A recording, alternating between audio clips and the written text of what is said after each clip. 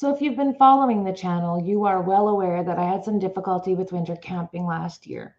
Even though I am Canadian and I know it can get really cold, there was a lot of things that I missed and took for granted. So I want to share this video with you on all the things that you can do to make winter camping possible.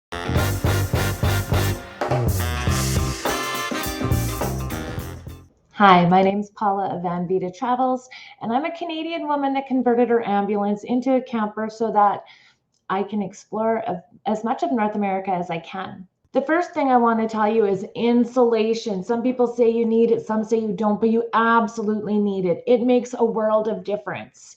This year, I took everything apart and I added extra insulation all throughout the ambulance. There was a little bit in there, but it was not adequate, and there were a lot of gaps in there. So I highly recommend, if you're doing a build, start with the insulation. I insulated all of the walls and the roof, and I have a few things yet to do with the doors. Another area that you lose a lot of heat is through all of your windows and your windshields.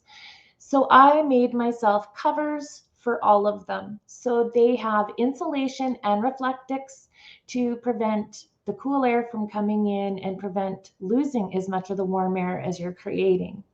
The roof vents are another area that you can lose air. I do need the ability to keep one of them cracked just for a little bit of air circulation to reduce the condensation. But otherwise, they're covered. Heat goes to the roof, and that is one way that you can lose heat. Take a look at your van and check the weather stripping. Take it out in the cold, walk around on the floors and see how cold your feet really get.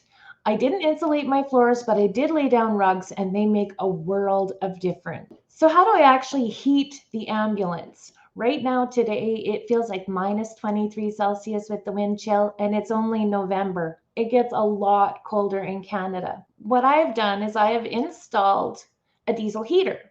The diesel heater works amazing, and I'll put a link to the video of my installation down in the description below. Make sure that you run it on high every now and again just to blow out all the carbon that can collect. You also need to make sure that your intake and your exhaust are not blocked at all. So if you get stuck in a snowstorm, make sure you check that out so that you can still function as it should. But what if I ran out of diesel? And I do carry extra diesel for my diesel heater. Well, I have a buddy heater as well. My buddy heater uses 1 pound propane bottles, but I also have an adapter hose, and I connect it to my 20-pound tank that I take with me everywhere. Another quick tip about propane: if it's really cold out and you don't know how much you have, splash some warm water along the outside of it, and it'll create a frost line to let you know how full your tank is. I definitely make sure that I have warm bedding. Initially, I wanted the bedding to look pretty, and now I'm like, no, I need it to be functional. So I have a sleeping bag that's rated to minus 10 Celsius. I can keep it open on top, or if I get really cold, I can zip it up and hide myself in there to retain some more of my body heat. So what happens if you break down and none of these things are working? Well, I'm going to give you some extra safety tips. I keep candles with me in the ambulance. I also keep camp heat, my butane stove. All three of those have the ability to provide heat and light, and you can use them for cooking. The camp heat, though, needs to stay somewhat warm. So store it on the inside of your van, because if it gets too cold, you're gonna have to warm it up with some body heat so that it works as well as it should. A lot of people will keep little heat packs that you can keep in your hand warmers, in your boots. You can also use them to sleep with.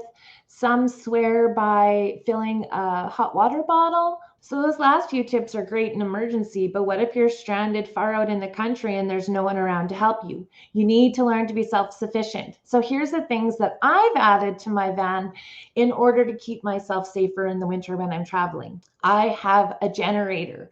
I have a gas generator with me. I have an extra jug of gasoline, a battery charger, and extension cords, a few extension cords.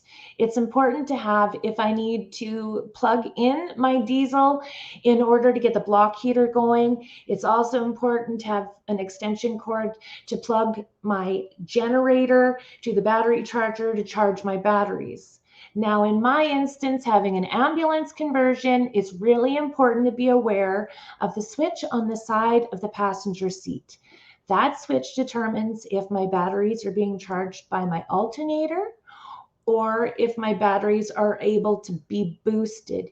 You need to set it to boost so that you're not wasting the little bit of energy and power that you have. And I also keep an extra battery pack with me. It's not enough to jumpstart the ambulance, but it is enough to top up the batteries or top up the batteries on the interior house part of the ambulance so that I can keep my diesel heater running, because it does take some power. Now, being in Canada, I have lots of winter clothes. I need to make sure that I pack them and take them with me. Snow jackets, skidoo pants, the thermal socks, the long underwear, winter boots, gloves, toques, scarf, you name it. It's important to have a complete outfit of it with you, but you do need to know that you need to dress in layers to keep the heat. So I also have solar power to keep my batteries charged. But in the snow and frost, many times, I'm not getting the power that I need. You also need to remember that in the winter, the sun isn't as strong as it is in the summer, so we don't get as many watts through the same amount of solar panels. So I have learned that I need the ability to climb to the roof of the ambulance at any time. So what I've done is installed some clips, and I climb up them, and I can get to the solar panels easily in any situation. I have an extra long snow scraper to take the snow off the solar panels, and I have a spray bottle of winter windshield washer fluid, super handy to clean them really easily. So what about my house batteries in the back? I have them separate from the motor batteries. So the house batteries need to be kept fairly warm. So what I've done is I've added insulation underneath and along the exterior wall of the battery so that it keeps it a little bit warmer. I also need to lift the lid on top if it's getting really cold. I want that battery to function as well as it can. The cold drains power out of the battery. So I need to keep those charged as well. The house batteries are charged by my alternator when I'm driving.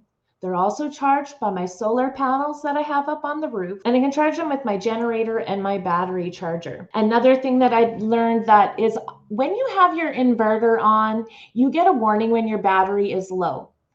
Well, when I'm out there and I'm trying to conserve my battery, I don't use my inverter. I only use the items that are 12 volt wired directly to my 12 volt system, which includes my diesel heater. So I could easily be going low on the battery and not have any warning. What I've done to resolve this is I have added a little battery reader alarm directly to the battery, and I have it set so that I can read it at all times.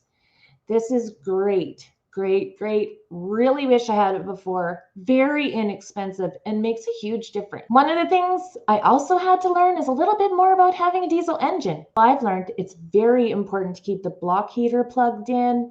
I also need to make sure that I buy an additive that prevents the diesel from gelling. And when it's winter and I get my oil changes, I need to change the oil to a thinner oil. I have a shovel. A shovel's fantastic for helping dig yourself out of snow.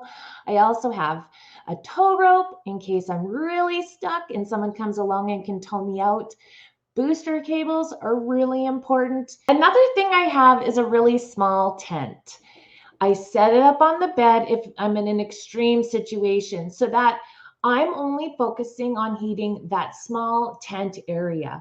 It helps conserve more of my heat, and I can have the heat blowing directly in so that I'm just a little bit warmer when I have less heat available. Remember, in the winter, there's a lot less daylight.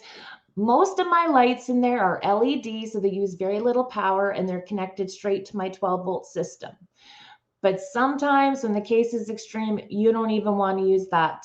So I make sure I have a flashlight, and I have some battery operated lights as well, just to help out. So it's important to keep extra food and water with you when you're traveling. The last tip that I want to give you on staying warm: don't drink alcohol. A lot of people will tell you to have a drink, it's going to make you feel warmer. You will feel warmer initially, but it actually works against you. Alcohol thins your blood, causes you to excrete more of the natural body heat that you have, and you will get colder faster. Many people can experience hypothermia at a much faster rate if there's alcohol involved. I hope you found these tips useful. I hope you have a safe travel. Make sure to follow me along this winter when I'm full-time in the ambulance traveling, and we'll see if all these systems work. Take care and much love.